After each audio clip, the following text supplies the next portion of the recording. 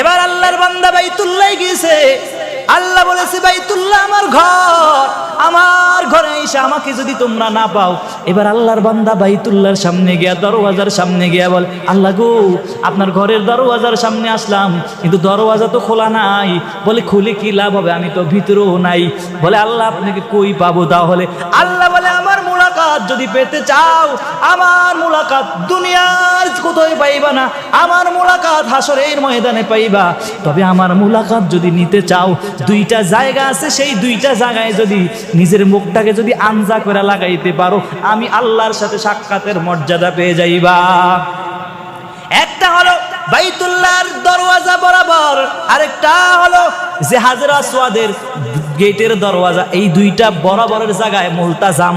কেউ যদি এরকম আনজা করে ধরে, মুলতাজাম মানে আনজা করে ধরা, যদি এমন ধরতে পারো, দুনিয়ার জিন্দেগি